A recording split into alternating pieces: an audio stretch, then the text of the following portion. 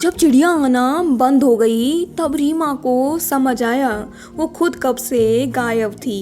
पर कहानी यहाँ से शुरू नहीं होती, ये शुरू होती है कुछ महीने पहले से।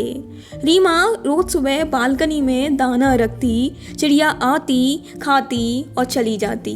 रीमा कभी पास नहीं गई, बस दूर से देख लेती थी, जैसे किसी के आने का ज़्यादा इंतज़ार ना हो। उसकी ज़िंदगी में ये एक ही चीज़ थी जो रोज वापस आती। कभी कभी जिंदगी ठीक होती है, बस हम ही उसमें होते नहीं।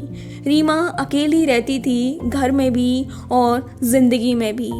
लोगों ने ट्राई किया उसके पास आने का, पर रीमा ने सीख लिया किसी को पास मत आने दो, क्योंकि उसे लगता था जो पास आता है वो एक दिन चला जाता है। फिर एक दिन चिड़िया नहीं आई। रीमा ने सोचा कल आ जाएगी, पर कल भी नहीं, ऐसे ही एक हफ्ता बीत गया।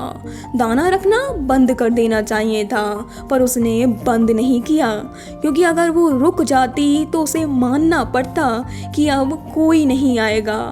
आखिर एक दिन रीमा बालकनी में बैठ गई। उसने खाली दाने के बर्तन को देखा, फिर शहर को और फिर खुद को, और पहली बार उसने महसूस किया बालकनी कभी खाली नहीं थी, वो खुद खाली हो चुकी थी।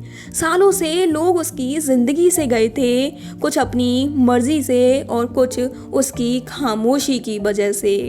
उस दिन बेल बजी, रीमा नहीं उठी। बेल फिर बजी, वो फिर नहीं उठी, पर तीसरी बार बेल नहीं बजी।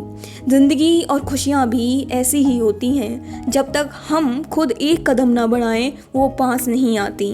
अगले दिन दरवाजे के बाहर एक छोटा सा पौधा पड़ा था और एक नोट, अगर कभी बोर हो तो मैं यहाँ हूँ। रीमा ने नोट उठा लिया, पर उसने बाहर कदम नहीं रखा।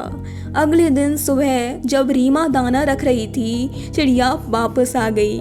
इस बार रीमा अंदर नहीं गई, वो रुक गई, और जब चिड़िया उड़ गई, रीमा ने कुछ किया जो उसने सालों से नहीं किया था। वो दरवाजे तक गई और इस बार उसने दरवाज़ा खोल दिया। कभी कभी चिड़िया दाना लेने नहीं आती, बस हमें याद दिलाने आती है। दरवाजे बाहर से कम अंदर से ज़्यादा बंद होते हैं, और खुल भी अंदर से ही सकते हैं। शायद रीमा कभी अकेली थी ही नहीं, बस वो खुद ही बाहर आना भूल गई थी। इसलिए कभी कभी हम अपनी खुशियों को खुद ही ताला लगा देते हैं।